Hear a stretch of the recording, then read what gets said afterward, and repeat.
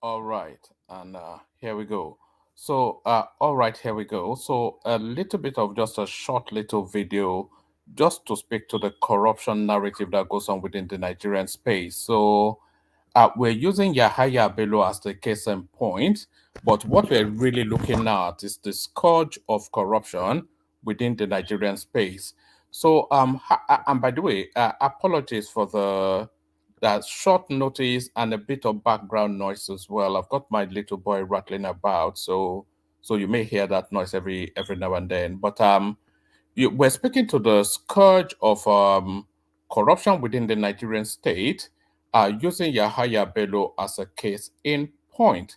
So Yahaya Bello as a case in point, but the way corruption usually works in Nigeria is all of these people, you have a person gets into an official space, either a minister, a governor, a president, etc., etc.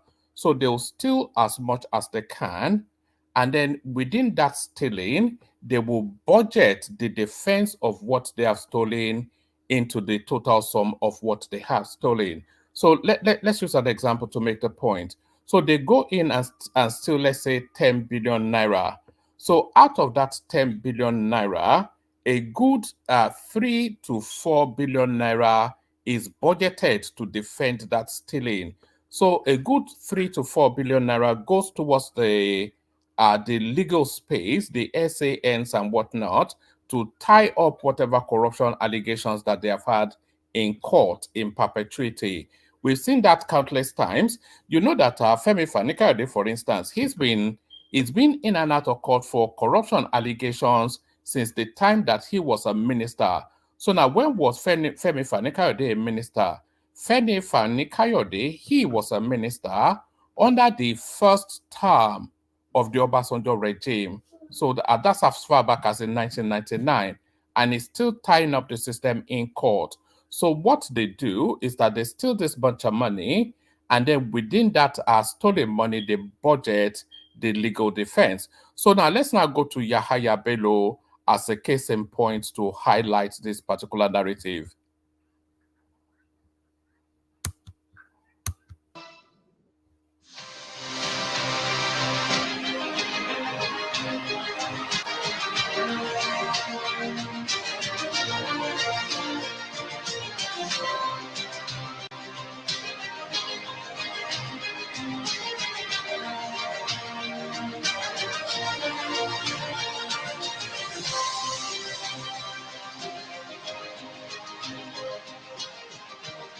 All right, welcome back to Sunrise Daily. So many questions. What is going on in Kogi State? Well, the AFCC was trying to get a hold of him to answer to charges against him, allegations of fraud involving over 80. Guys, how much is that? 84 billion naira.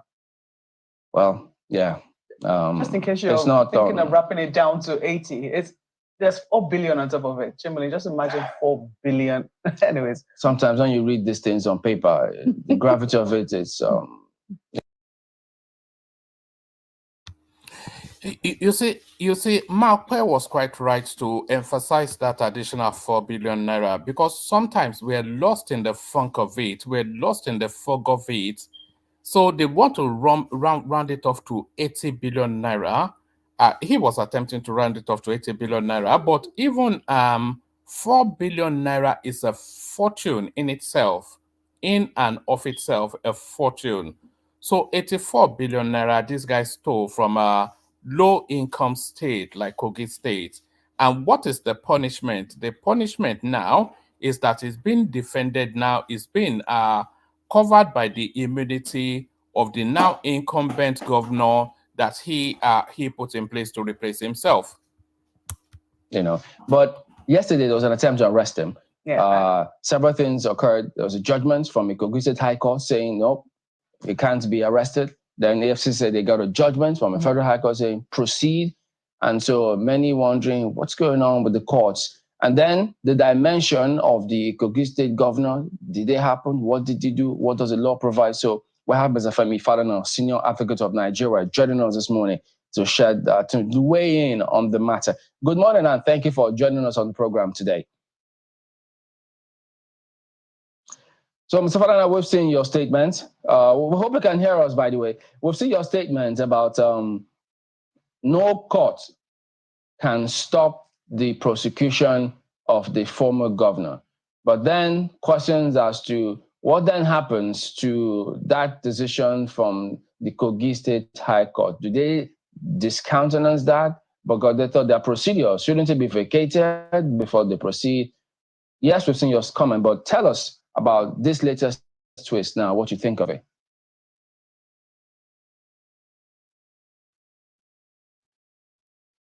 Mr. Falana, can you hear us? If you can unmute, so you can go ahead and speak.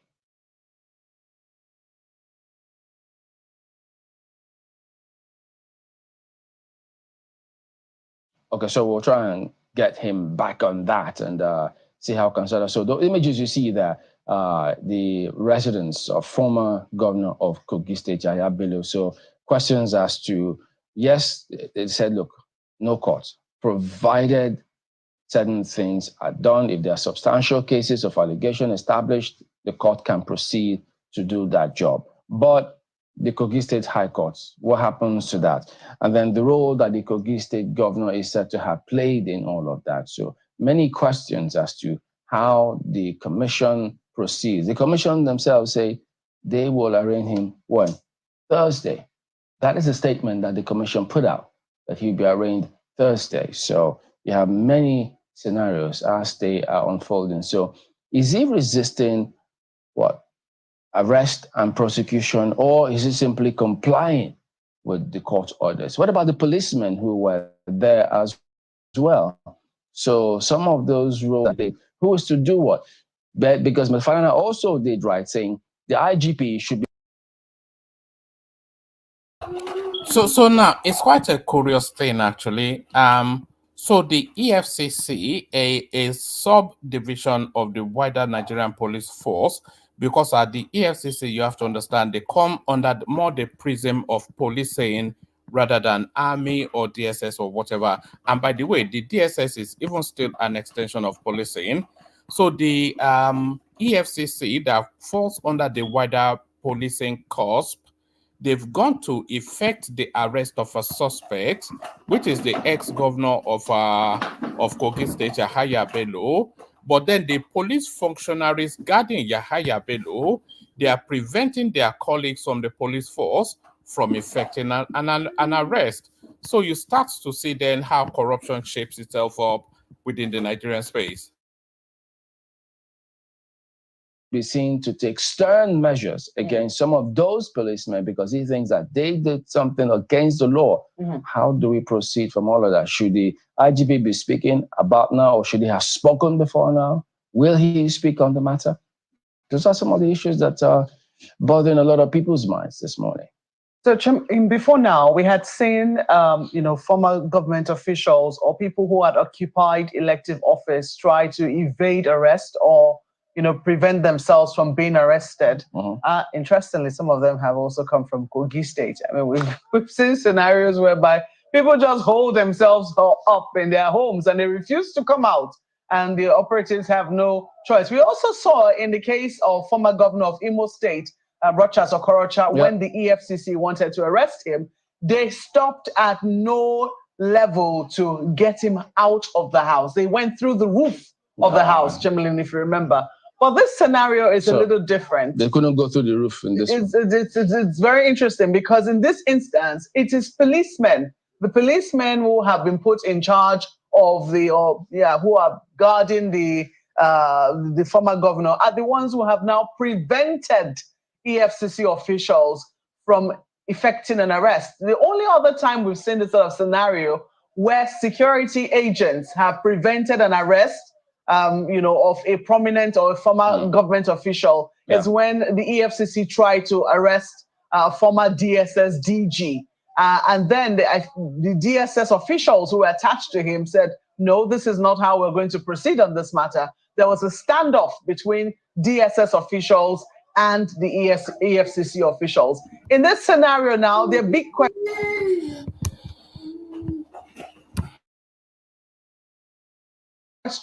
as to whether policemen, because don't forget, sometimes EFCC officials are also policemen. can one set of policemen, stand against another set of policemen and say, you cannot effect an arrest? This is not in Kogise. This is not in Lokoja. This is in Abuja, the Federal Capital Territory. All of the drama we witnessed yesterday was not in Lokoja. It happened right here in the Federal Capital Territory. So there have been big questions being asked as to what exactly transpired and, whether there was any, there was any room for what transpired yesterday. And then at some point, because the EFCC officials themselves cordoned off the streets leading off up to the governor's house. But we understand. So as Malquer was saying just there, the police authorities have to take a stance on this. So you have police functionaries preventing other police functionaries from effecting the arrest of a suspect. So whichever police functionaries were preventing other police functionaries from effecting the arrest of a suspect should be summarily relieved of their post. They should be sacked. There is no equivocation. They should be sacked because it goes counter. It's counterintuitive, counter whatever it is, contrary to the remit of their position, which is to maintain law and order and effect the arrest of criminality. So if they are standing as an impediment to the arrest of criminality, then that is the direct opposite of what they are meant to stand for. So whichever police officers prevented the EFCC from effecting the arrest of Yahaya Bello, they should be summarily dismissed immediately from the Nigerian police force because effectively they are not they're not suited for purpose. But Tinubu steps in and he orders Yahaya Bello is immediate surrender. Submit yourself for EFCC probe. Tinubu government tells ex-governor Yahaya Bello. So that is to tell him then directly that it doesn't have the protection of the state. So let's carry on. Let's carry on. Understand that when the current governor of Kogi State came in his own vehicle, the roads were open to let him through. I guess they were just, maybe everyone was just trying to be careful yesterday. Maybe that was what, because if EFCC really wanted to go through, there are a number of things that would have happened yesterday, Chamberlain, but it might not have happened without casualties. And maybe that was certainly not going to be needed. But this certainly doesn't, it says a lot about our country. It says a lot about our institutions. It says a lot about, the leaders that we have. The big questions really on every front, and that's what we're here to dig this morning. All we're doing right now is giving you a background as to what transpired yesterday. All right, so let's take you through this report. Have a look. Benghazi Street at Wuse Zone 4 in the Federal Capital Territory was today cordoned off by armed operatives of the EFCC who laid siege as early as 9 o'clock this morning to arrest the former governor of Kogi State, Yahaya Bello.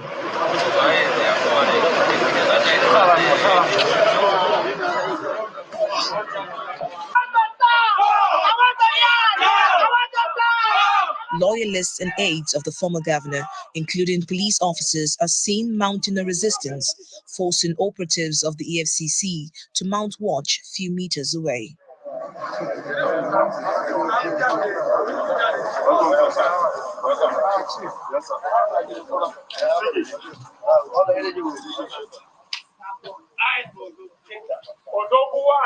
Moments later, more supporters and loyalists to Yahaya Bello arrive in show of solidarity. However, the former governor remains locked inside his residence.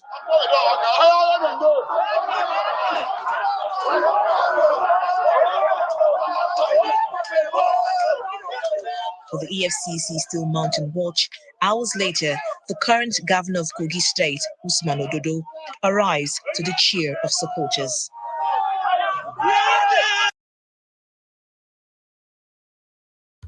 So now the current governor of Kogi State now arrives at the scene of the incident. Let's call it the incident. So we're talking about how corruption is deeply embedded within the Nigerian state. So Yahaya Bello he goes into Kogi State pretending to want to govern the place for the greater good of the people, but really his original intention, it unfurls after he becomes governor of that state. His intention was just to amass as much wealth as he could, and he stole everything that he could steal within Kogi State. So, having stolen everything he could steal within Kogi State, he's budgeted then within that stealing to defend that stealing with part of the stolen fund. So he's defended is budgeted for the judiciary process in the stealing. So that's that angle. And then the additional defense that a lot of them do is to install their stooge as their replacement as they fulfill their two-term constitutional allowance in governance. So what haven't installed their stooge rather, not stool. You could call them a stool as well. So haven't installed their stooge as their replacement. That gives them, it's a two-layered cover to get away with criminality. So they've stolen about, let's say, $1 billion, because Yahaya Bello would have stolen a minimum of $1 billion in those 8 years. So let's say they've stolen $1 billion and they've budgeted like about $300 million to defend the stolen billion. And then as an additional layer of protection, they install a stooge to replace them as the governor of that state. So the state would not chase them for prosecution. The state would not cooperate with the authorities. And the state will also use its immunity as cover wherever that is needed. And that is what you see playing out now. So this Obodo guy, who is just an errand boy to Yahaya Bello, when Yahaya Bello is in government, and even now that he has replaced Yahaya Bello as the governor, he remains an errand boy to Yahaya Bello. So as soon as the EFCC were looking to effect Yahaya Bello's arrest, Yahaya Bello puts a phone call immediately to that Ododo fella to mobilize his immunity to come to his rescue. So Ododo rolls in and then uses his immunity to effect Yahaya Bello's escape. So watch that play out.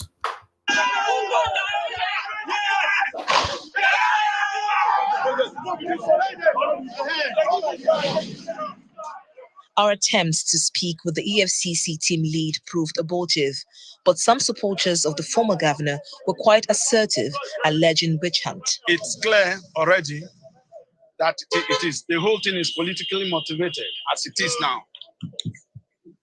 You can see it. Every normal human being can interpret what is happening now. I really detest that term, politically motivated. They use that a lot within the Nigerian space. So anytime that the law and order is looking to vest law and order upon an errant politician, they will tell you that it is politically motivated. So now let's look at that term. It's a very easy go-to within the Nigerian space, by the way. It is politically motivated. It is politically motivated. So let's now examine that term. You heard him say it. Let's examine that term in this particular case. Yahaya Bello was the youth leader of the Tinubu campaign organization. So he was responsible for mobilizing the youth within the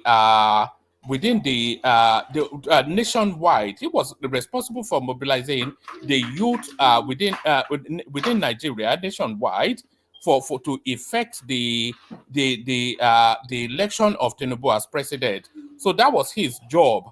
So now he was also the governor of Kogi State. He's a senior APC man, and the person that replaced him as the governor of Kogi State is somebody that he handpicked to put on that seat.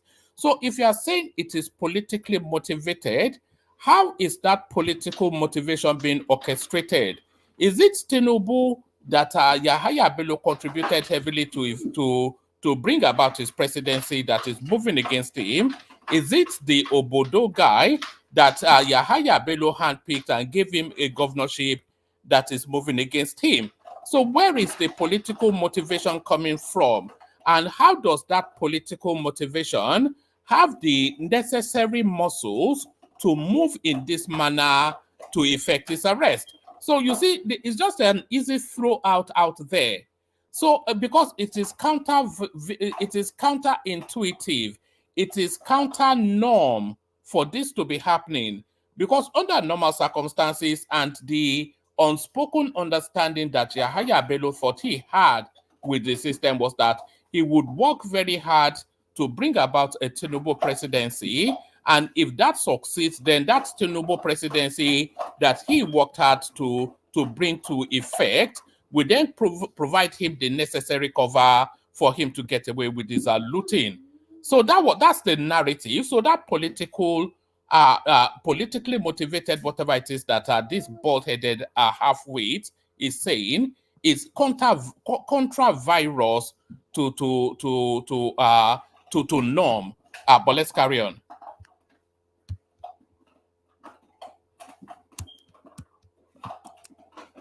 Yeah. Hello, one man. How are you? The former governor just paid a visit to Mr. President just a day before yesterday. And today, this attack came. It's clear. You can read it. You can read within the line. I am not sure those guys are from EFCC because there is a subsisting court order. I am sure they have regard for rule of law, and I don't think they are above the law. So I have my doubt. I have my reservation. Maybe they are not from EFCC.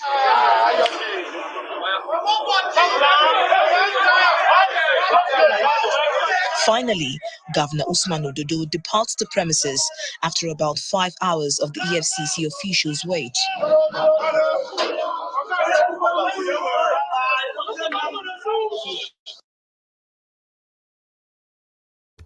So there it is. I should really change the headline. Police prevent police from effecting the arrest of a suspect. So Passat, did you want to say anything before I continue with the analysis of this? Because it was really just meant to be an analysis of this video. But yeah, let's hear from you. How are you, one man? It's I'm good. I'm good. 7:12 in the morning here in California. You have posed a good question about the political motivation.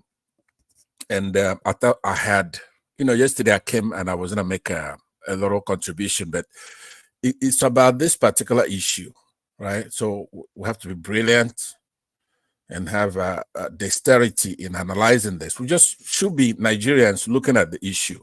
I believe I posted a couple of links for you in the private section. I hope you're able to read it out, some of them, at least one of them, because that will give you the background of what this is all about. All of us will just in this polity, but we have to know there are people who have interests. And I believe that this case, if you want to look at the genesis of it, it's nothing, it's like a 7-letter word, Obajana. That is a cement factory in Kogi. I was quite surprised at how powerful and strong that this Yahaya Bello tried to protect the interests of his state against Dangote, right? Cement. And now Tinubu is in a quandary because he's friends to both sides, just like it's playing out in Kano where you have Ganduje, right? Tinubu is a friend to both sides of, say, Sanusi Lamido. But in this particular case, one has to look at December 2022. What happened? That Yahaya Bello is fighting, saying that the cement factory belongs to the state. He doesn't approve of the way that Dangote had acquired. And I posted a couple of links. So if you can, at some point, depending on how far you're going, it will give a little background of what could be the politics behind this. Because could you give us the synopsis of it rather than me having to read it out? Just give us a broad view of yeah. Yeah, but basically, Dangote Cement, Yahaya Bello, who was the governor at the time, is alleging that it was not, it's a public entity, that it belongs to the people of Kogi State. And of course, Dangote is saying that he purchased it. So they tried to make peace. They went to Buhari at the time. I think Buhari was president. And they weren't able to resolve it. So now I've been saying that we have this evil in our capitalist system where an individual right? It's taking over everything and monopolizing things, including. Now, if you imagine how powerful this Yahaya Bello was with the political class, that means Buhari, Tinubu, all of those people. So if he could be subject to this kind of treatment, now nobody's saying that he's not guilty. I'm saying give him due process. You cannot have two camps of our military fighting in a crazy manner like this. We have to have the full background. So I don't have the credibility to just give you a synopsis. It's contained in this article as the background. That will give you a complete background. And of course, whatever else you have, you need to balance it so that we know when they're talking about politics, they're not talking about who's going to vote for who. It's just the politics of the money. So we have to be inventive. We have to be resourceful. We have to be shrewd and fair with flair in this analysis. We can't just do it like Pamwanta pass. There's something going on here, and I'm showing you that it's a lot more involved in that particular cement factory in Kogi State. And if that's the case, we have to expose these things. And these articles go way back when they were published, when these events were taking place. So it's not like somebody's making it up. So I brought two sources. So you just build it into whatever narrative you have, and then we're going to discuss it, because we can't talk about it unless the audience know exactly what's happening in this case. I'm not saying that Yahaya Bello is a good guy. He's not a good character. He needs to go to court. Whatever they have, they cannot be using the state power to resolve issues like this. That's what I'm saying. All right, brilliant. I don't have the space to do the readouts because I've got my boy rattling about and I don't want to jar him with noise making. Yeah. So the thrust of it is that Kogi State, there's a particular cement factory in Kogi State called Obajana cement factory, and essentially the Kogi indigenes are contending the acquisition of that particular site by Dangote. So it says the Kogi State panel on the acquisition of Obajana cement plant says the purported transfer of the facility to Dangote Cement was not proper. Over the past few days, the Kogi State government and Dangote Cement have been at loggerheads over the ownership of the plant. On Wednesday, the plant was sealed off as a fallout of the ownership tussle.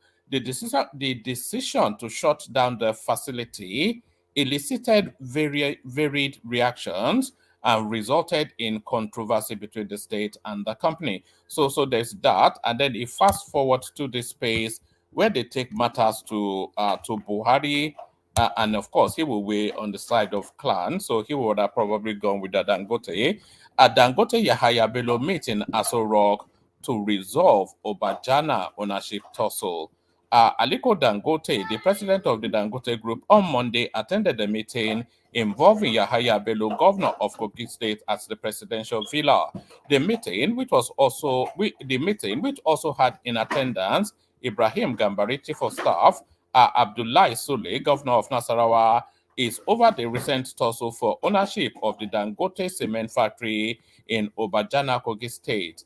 The development comes days after the Kogi State House of Assembly ordered the sealing of the factory following agitations by indigenes who raised questions about the ownership of the company. However, during an attempt to seal the factory on October the 5th, a shooting incident reportedly occurred. So the plant was eventually shut down.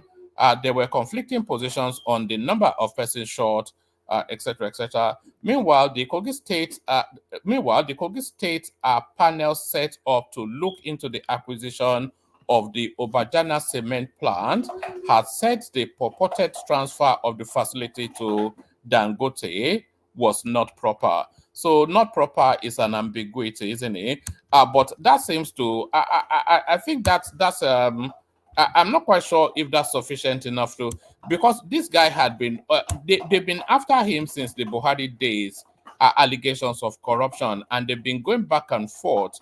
Yeah, the EFCC and himself over essentially how he was just looting that state without compunction. It's just open gluttonous looting. So I'm not sure how that Obajana cement factory comes into play, but he had always been it's always been in the radar of the EFCC. That's always been the case. That's true, but it's stunning. Obviously, like some people raised the eye yesterday that he's a powerful guy. We have a lot of Yahaya Bellos who are alleged to have stolen state property, right?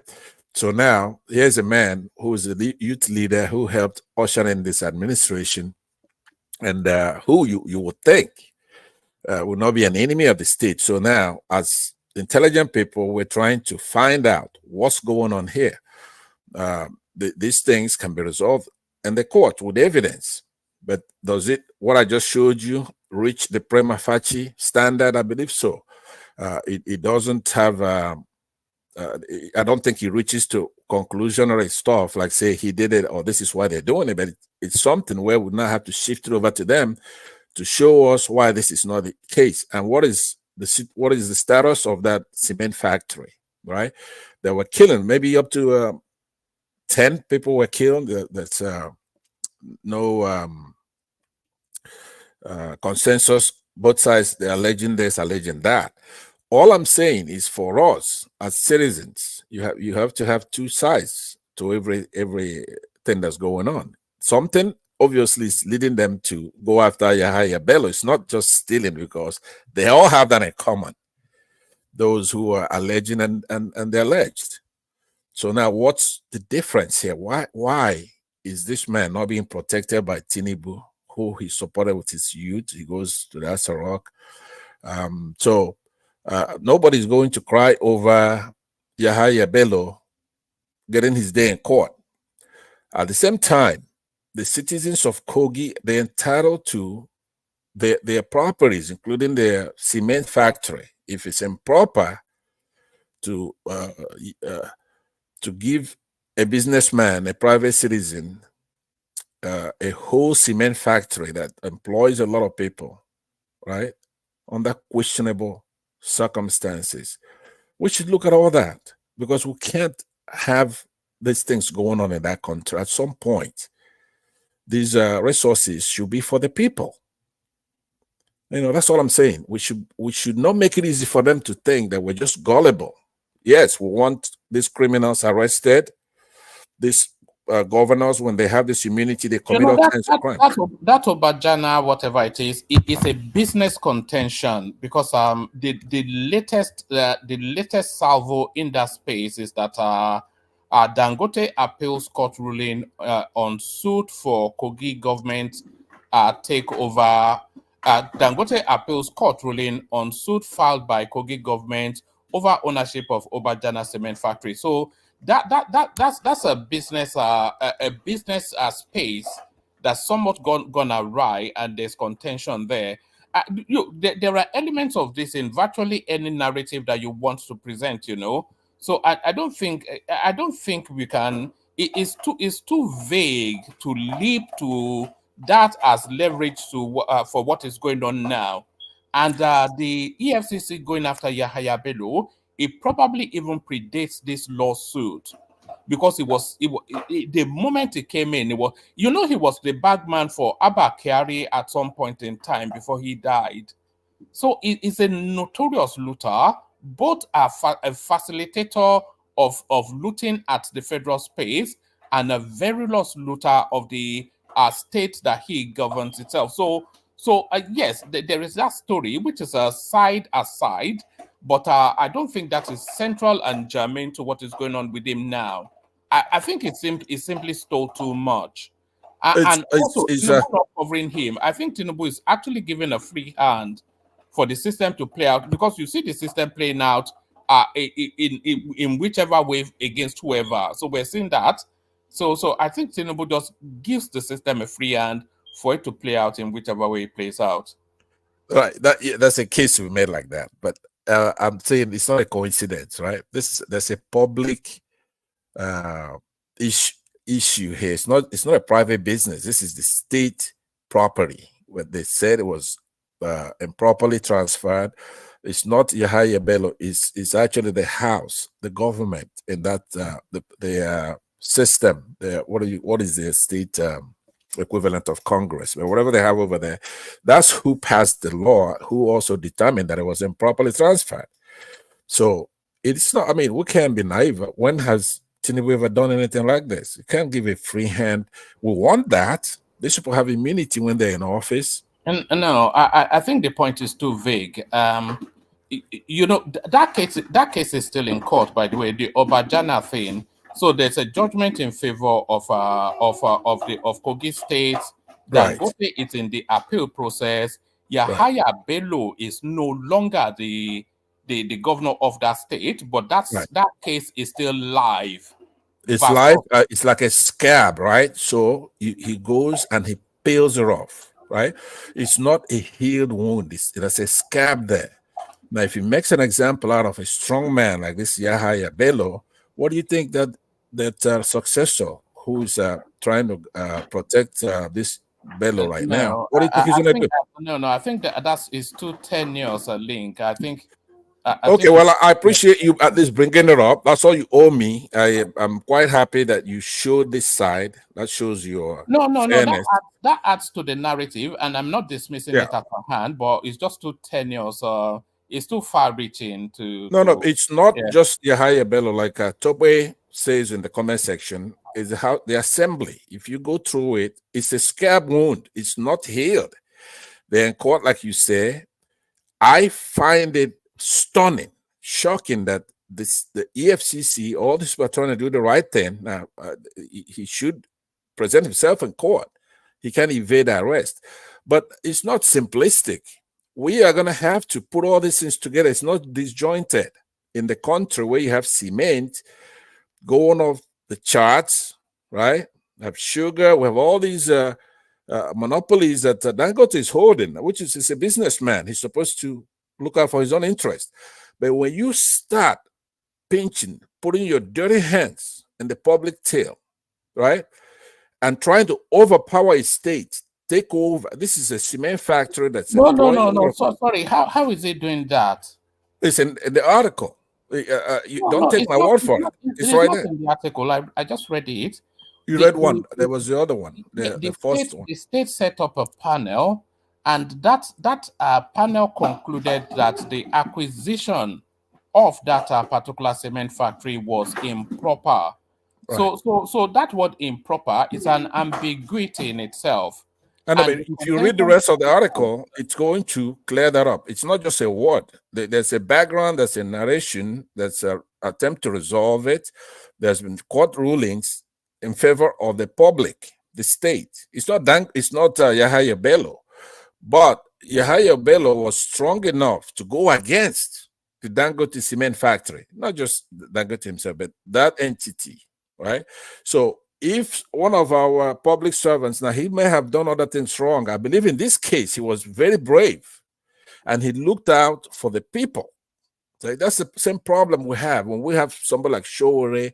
They're fighting for the people, and then when the state come down hard, you cannot say, "Oh, Showore, it's he committed blah blah blah." No, the point is that if you go after somebody improperly, I'm gonna be against it, no matter what you might allege against me. You need to convict him in court first. So we have Yahaya Bello, who we know more than likely, we are alleging that he's fraudulent. That's true. He hasn't been convicted of fraud. But in this case, he was fighting for the people. Hold on. You said it's more than likely fraudulent. Is almost certain because the allegations, there's just a plethora of them, running all the way through all the 2 terms that he served. It was just a very lost loot, as we said. So if that is known and that is believed to be the case, what should the authorities do about it? Okay, well, you allege, then you have to prove it in court. Or no matter how many allegations somebody has, it doesn't equal to one conviction. That's what they are doing. They are presenting him in court. And I said, yes, they should give him due process, the way they would do with everybody else. They should invite him to come there, but they cannot go prosecuting him with thugs. A thug could be somebody in uniform. They have to accord him due process. If he feels his life is in danger, he could do exactly what he's doing right now. But the way I see them You know, going after he was him, arraigned today and he never turned up in court. absolutely, I don't even think it was sufficient time given to a former governor. We have to No, go no, by the the case law. has been ongoing for the last 6 years. How much more time would he need? Oh, you mean for his appearance in court today? Yeah. Okay, I didn't know about that bit, Yeah. because you also do have statutes of limitations, right? So if they have a proper search warrant, right, then they should do that. That's no problem. I don't think he was in Abuja. He wasn't even in Kogi State. So I believe they wrote that he left his phone at home and he used another phone and he's trying to evade arrest, and that's proper and legitimate. But I'm saying that we cannot, as a public, as a Nigerian now, I am not just going to look at that narrative. I'm going to look at motive, right? And all kinds of things. I'm not looking at him as a criminal. I'm looking at him as an innocent man until he's convicted, right? Beyond a reasonable doubt. So until that happens, he's just as innocent as Dangote. There are allegations against Dangote himself, like I'm making. But I don't want it to be a narrow area. All I'm saying, because I believe it's proper for you to bring this to the fore, but we'll have to look at it comprehensively, with adroitness, with astuteness, right? Anybody who's trying to make this like just Yahaya Bello criminality, it's mistaken. We have to look at it. No, nobody is mistaken. That's the central hub of it. You know, because the EFCC have been tracking his activities for pretty much throughout his 2 terms. You know the mistake that that a lot of these people make when they feel that they're in situation, both the presidents, the governors, etc., because they have that immunity, they have this sense of invincibility, but they never give any acknowledgement to the fact that is a limited time of is a limited term of invincibility, and as soon as you are out of office, that cloak of invincibility disappears. You become a private citizen and you're subjected then to the full vastness of the law. We've seen this endlessly, and this is especially what is going on with this guy. He stole everything.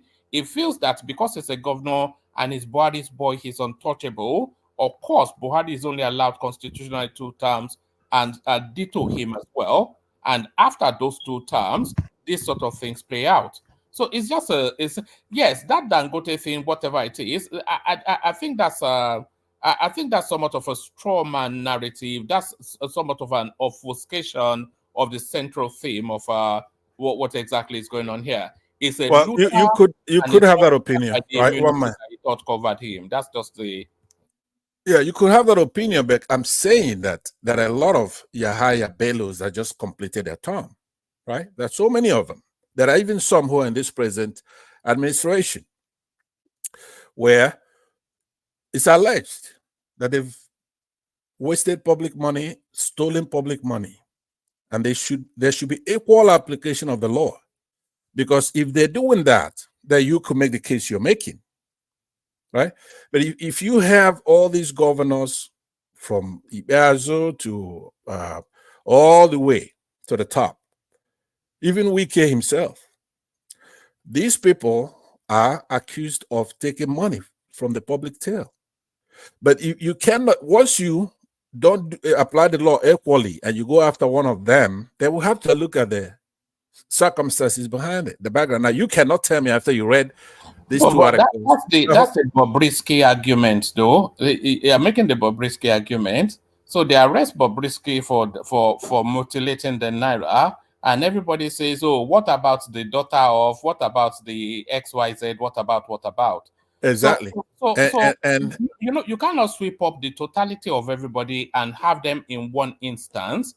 So he is the first, is the latest incursion, and then also it depends on how solid they've been able, how solidly they've been able to pull together a case against him, and how advanced they are towards being able to prosecute that case. So the fact Absolutely. that he's in play now is not an Absolutely. invitation to say, oh, what about? No. There is a place for what about, because it's in our constitution. You have to apply the law equally, right? But I am not against that action of trying to bring him in and have him answer to any allegation. I'm not against that. What I'm doing is I'm augmenting your narrative with some kind of background. At least let people know that it's such a thing. This is not a businessman against a businessman. This is public. The state of Kogi, the assembly of Kogi with their former governor accusing Dangote, and that's fraud involved in that. If his case is being treated like a civil matter, if you take over a public property, right, and bring it under there's fraud there. But this is such a giant that nobody's going to be able to do anything like that, because here are the consequences. If I'm a governor and I see Yahaya Bello going through this, I'm going to just say, hey, go ahead and take this cement factory. So I'm looking at it from that angle. Not to say he should not appear in court. I said that earlier. You cannot evade arrest. There's a warrant for your arrest, or if you've been summoned to court, you have to make your appearance and defend yourself. No, but you're the one bringing the cement factory into play, though. And that's an obscurity. You can equally go and look for an example of when he had gone against some big person or the other, and then say that is what is in place, because he went against a lot of vested interest. There was a time you could also say that he ran against Tinubu at the presidency, said a lot of unflattering things about Tinubu, and this is Tinubu. So you can use any matter of obscure examples to try and obfuscate the narrative. But the central thing is about corruption. But let's bring Ajanle Koko in, see what he's making of this. Ajanle Koko, I didn't know you woke up this early in the morning. Ajanle Koko. Well, what's going on? No, we were just using, the Yahaya Bello situation, EFCC trying to effect his arrest, but then the police stopping EFCC from effecting the arrest of a suspect. And then we're looking at that wider corruption space. When these people they steal as much as they can, and within that stolen funds, they insulate their immunity post-office. So Pansat and I were just back and forth on that. Okay. First of all, let me say greetings to our listeners around the world. Click on the like button, share, and subscribe if you haven't done so. This is a show of shame.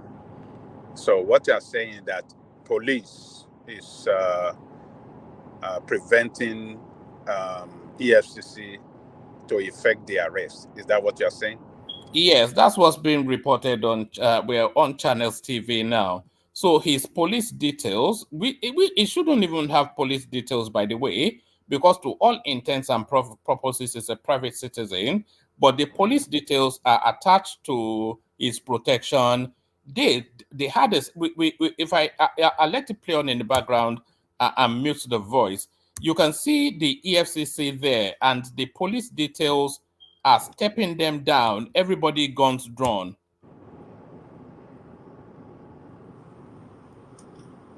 Ajale Koko. Okay. You see, well, now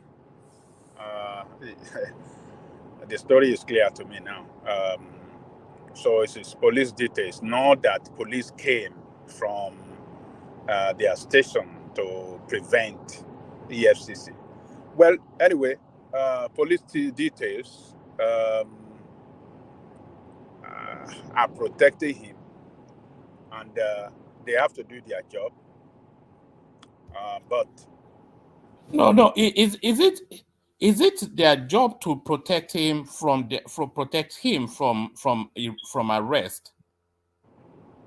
well, the EFCC must show that police officer, the head of that, the police, his police detail, the warrant and arrest.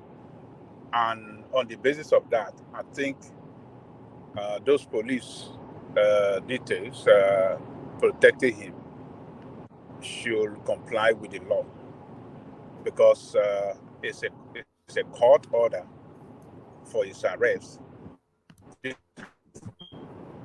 no responsibility to disobey court order.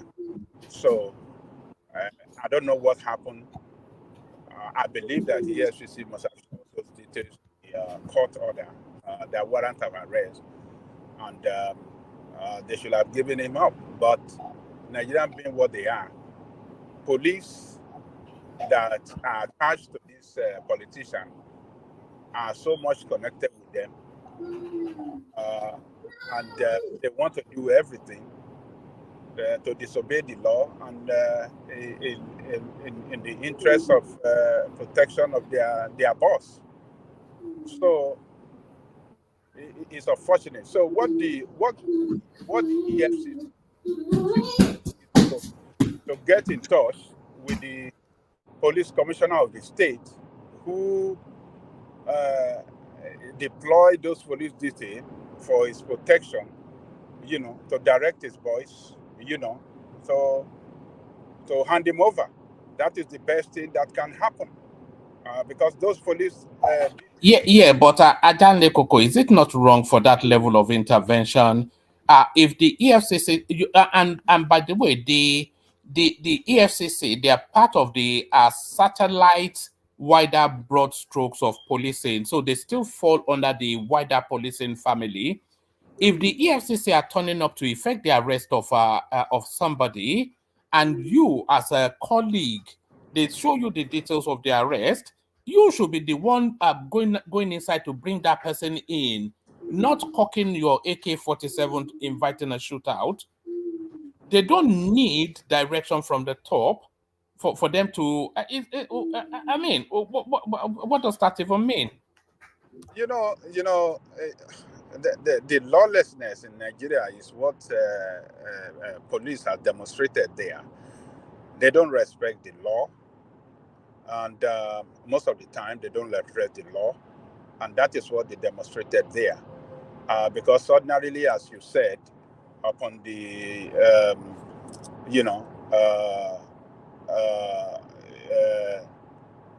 showing them the the warrant of arrest is enough for them to give it up. But they don't trust each other. Sometimes the police might feel, well, I've not got order from the above. You understand what I'm saying? Because the police that are protecting him must get order from the above. They will say, well, I've not got order from the above. I don't know what this warrant means until I got order from the above. And on that basis, you cannot totally blame the police details that are protecting him because they are deployed there by police commissioner, and the police commissioner is the one that can direct them that, look, release that guy. I have a court order. Give him up and let him be arrested. So those officers there, I think they are still acting within the ambit of, the command system of the police department. The way their system work. You can remember what happened in the case of Sanwo-Olu and police officer in Lagos.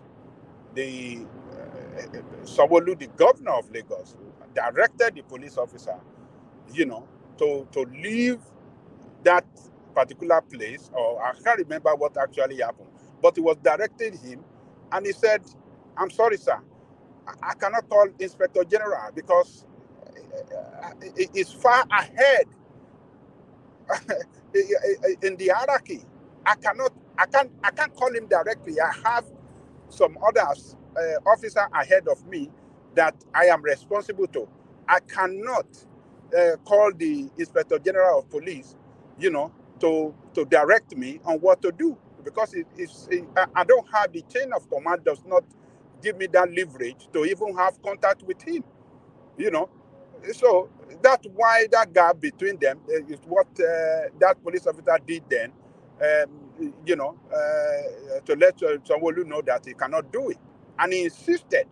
So what the EFCC should have done is to get in touch with the Inspector General of Police. That is what they need to do. They need to remain there, get in touch with the Inspector General of Police of that state, that detail those officers there for Yahaya Bello protection, to direct them to release him, to get him arrested. That is the best solution to it. Those officers will not let him be arrested. They will not do it until they have directive from the commissioner of police of the state.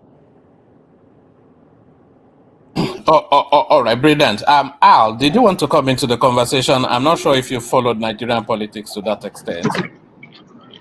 Yeah, I mean, I just not to that extent, but it's just quite bit concerning to see some of the northern governors or northern politicians are in trouble with the legal chair.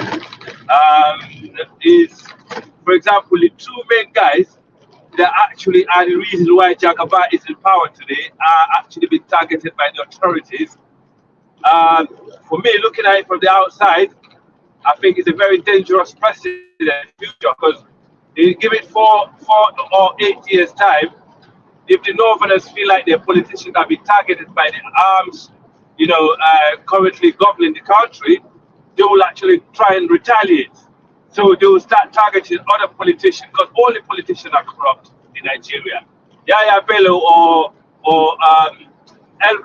Governor El Rufai, basically in Kaduna, they're not the only two corrupt politicians, but at the moment it seems like the media is actually on them. In fact, who is the who run the police in Nigeria currently? Is it the National Security Advisor or the is it the head of the police? Who is the head of the police in Nigeria right now?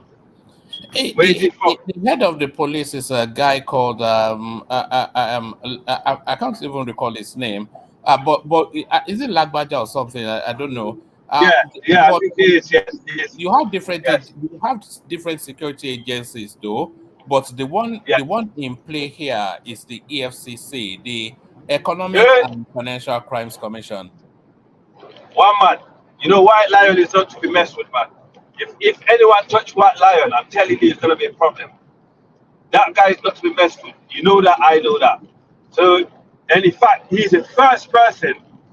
When everybody was criticizing Jagaba, he gave him his office in Kogi State. He said, "This is your office. You can have it for free of charge. Don't listen. This guy. If anyone touches this guy and El Rufai, I think it's gonna be a big problem in Nigeria. I think Tinubu's second term will be under threat. I'm telling you now. I'm not messing around. Hold on, my friend. Yeah. What is going to be a problem? Yeah, somebody that is charged with corruption. Don't you think he should give himself? Yeah, all corrupt. Yeah. Bossman, Aja, listen, they're all corrupt. You cannot pick and choose who you are with. They're all corrupt. Hold on. But there's a case against him now. Are you saying that he should not give himself up for investigation and trial possibly for that corrupt charges against him?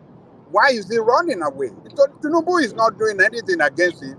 It's the institution of the state that have documents that he has stolen money that are trying to effect arrest of him to go and face. I don't think Tinubu behind it. I don't think it's Tinubu behind it. I doubt it very, very much. Yeah. But whoever is behind this is going to create a problem for the current governing party. Are you saying that are you saying he should be allowed to get away with looting so much from the state? No, I don't think anyone should be allowed to get away with looting. No one should be allowed to.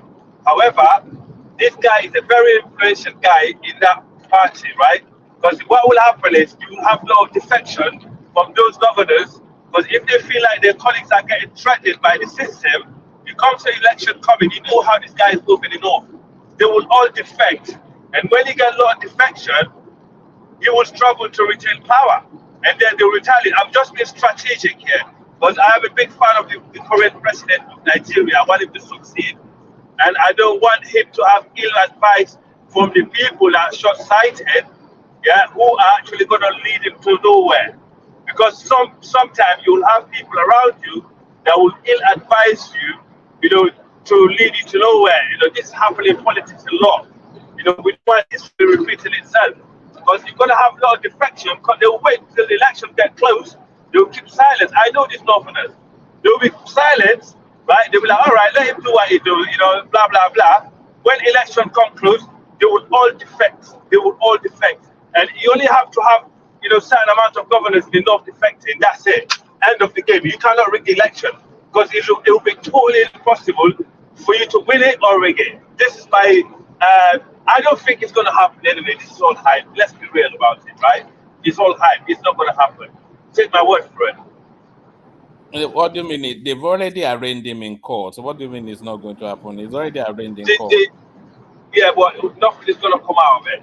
Because a lot of them got arrested in the past and they go to court and it doesn't get nowhere. And I think someone is around Jacobite that's ill-advised him. I think Wike is not a good guy around Tinubu. I'm telling you now. I am just using my own IQ here. I think someone around Tinubu that's trying to destroy him in between because he's not really a PC man. Wike is a PDP guy, yeah? He did not go into that arm, into the government as APC guy to watch APC succeed. He is trying to destroy it within. He's a very strategic guy. You know what he's doing. He haven't handed over power to, he haven't given up on PDP, yeah?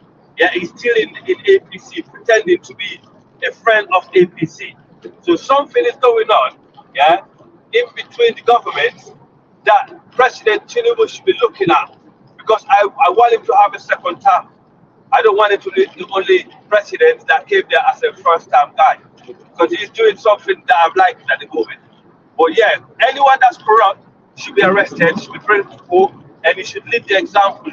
And doing things like this will make the other governors think twice, right? Because if a top guy like White Lion got arrested or got sued, to come into court, whoever is trying to embezzle money will be thinking twice, right? One man. All right. All right, Al. So I only wanted to run this for 1 hour. So I'm going to give everybody a 5-minute monologue to speak to the subject matter, and then we'll round it off. We'll kick it off with Pansat. So for Pansat, if you want to speak to the scourge of corruption within the Nigerian state, Pansat. Yes, I do, because I also posted a link for you on the comment section. Let's just go all the way to the top. I align myself with the remarks, the sentiments that is expressed by Al. Obviously, there's no honor among thieves, right? I have stated exactly, because it's shocking and stunning that Yahaya Bello is being sought in the manner that they're seeking him. It's like they really kill him, pretty much. And I've given the background, and people should do further research and see how to approach this. But when you're talking about corruption, right? You go ahead, and I don't know if you can. You've been known to surprise us once in a while here. If you're gonna post what I posted there, shows you like this administration. No, I'm not going to post it now, but I will. It will be one of the themes of the later session, because it's too big a topic just to do within the 10 minutes that we have left. Yeah. Okay, very good. I will respect that, and I yield back, and I really be looking forward to that. It's if we're gonna talk about corruption, when like I didn't even know, when you hear about that giant oil company that is owned by the president's nephew, and then his activity in France, right? And we have a finite budget, finite resources. If these people take all this money, then what's left? Right? Look at that. That is huge. That particular oil well is one of the most lucrative, and other past administrations managed to hold them. That's the Malibu oil. What we seem to be finding is that this particular OPL 247, every administration, they pass it like a baton from one administration to the other. Yeah, and they had Shell on their own, right? And they had them convicted and sued and everything. But this administration went and had his nephew buy, this is just not too long ago, maybe beginning of the year, buy that back in such a lucrative deal. Do you know how many hospitals that will build? This nephew You see, that deal has been ongoing for about 4 or 5 years, by the way. So it just happened to. So it's not a deal that just happened. But we'll discuss it later. Anyway, yeah, we it's a discuss. big What I mean topic. is that Yeah, if it's they a big had topic. them in Paris and other world capitals where they now have to pay to just resolve it, even without people in our own government who should know to approve it, and this Wale says, I don't have to tell you, or this Shell said, we don't have to tell you, and they just go to France and cut a deal, right? But there's so many of this is deep, so we'll handle it at the proper time. But let me just say that with what I've just showed you, and you got a short period of time here, we have to start working together. We have to work together, one man. I mean, these people don't mean good for anybody. There's nobody but their families. We cannot, in this case where Yahaya Bello is right, he is right this time. That particular cement factory or Bajana, we cannot have Dango to go and take their stuff. We can't. All over the country. Just because he has money, he's not doing anything for anybody. If we have COVID, it's still our government that's going to procure relief for our people. He's not feeding anybody. Our cement, yeah, maybe he gave us a little break here because they were forced to talk to him and the other monopolist, and he caused the cement price to 1,000. But this is not good for us. We need the markets opened. We need competition. In Kogi State, they need a factory for employment. You can't just go and take their factory, and then when this guy was brave enough, they call him White Lion, right?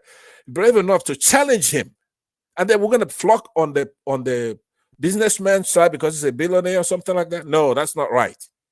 We have to find out what's going on here and start tying them together and try to bring our country to be under the law.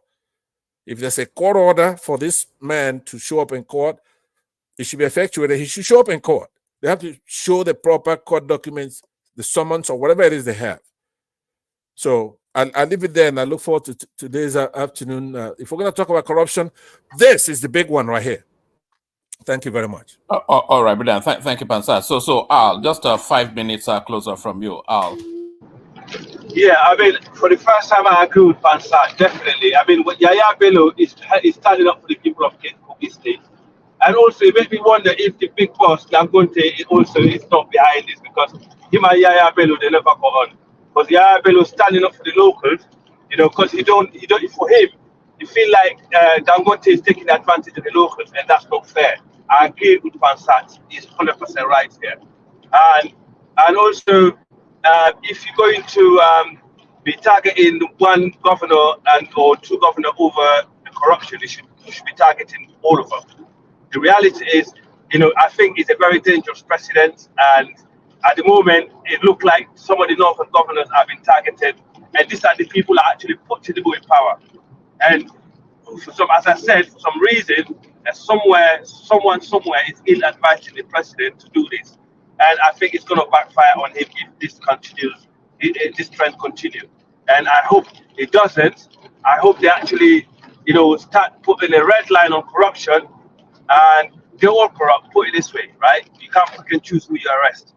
That's the reason why I said Emefiele should be released from a long time ago. I'm not a biased person. I don't think he should be arrested, because at the end of the day, during Buhari administration, you know, there was all embezzling the money. He wasn't the only one doing it.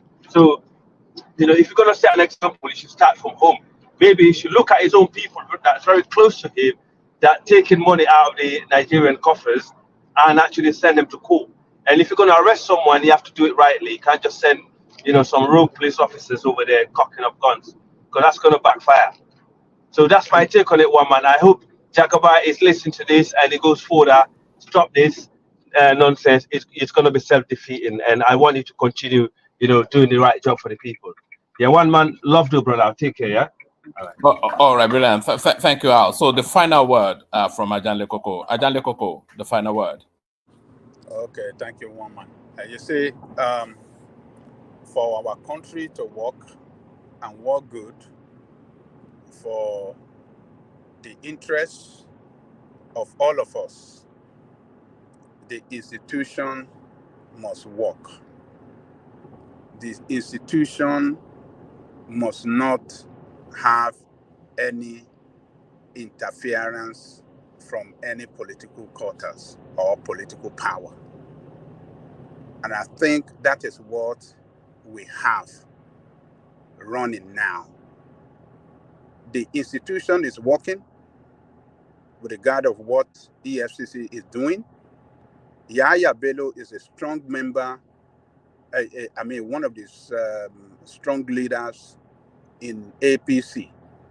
Actually, he was the organizer of the youth across the country for Tinubu president, Tinubu for president before the election. But politics aside, governance is aside,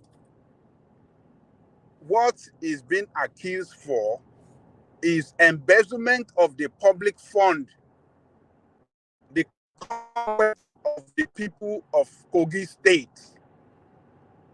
If he has not embezzled, has been accused of, he should show himself up. Why is he running from pillar to pole? Why is he hiding himself? Why doesn't want to, why doesn't want to give himself up to go and face trial? Why is he running away? So, look, we must let our institution work, particularly when this institution, EFCC, that's corruption institution, we must let the rascality, financial rascality that politicians in that country across the board have done against that country is what is responsible to the backwardness of that country. So when the institution is working now, and some of you are saying, trying to be emotional, nothing should be done to Yahaya Bello, it's a win shot. Look, that is not good. We should let the institution work. Yahaya Bello have the option of having lawyers to defend him. He have the option to bring out his own record against what the EFCC have at hand to show that he didn't embezzle the public fund. So I think this should be a lesson too. What has happened now should be a lesson to EFCC. EFCC should adopt, a strategy of going from the top when they want to arrest any one of these criminals. They should go from the top, getting the Inspector General of the state involved anytime they want to effect arrests, get them involved so that they can direct their security details that are still acting as security personnel for these people, that they should give them up at any time that EFCC showed up in their house to arrest them. So that is the way forward. I think the EFCC should get in touch with the Inspector General of Police of that state, get them on board, and together they can effect arrest at any time, and there won't be all this drama that we are showing today. I think that's the way forward. So, one man, let me leave it there. Thank you. See you later. All right, brilliant. Thank you, Ajahn Koko. So thank you, Ajahn Koko, and thank you, everyone. So thank you, everyone. See you 10:45 p.m. UK time today. Thank you, Ajahn Koko. Thank you, Pansat, and thank you.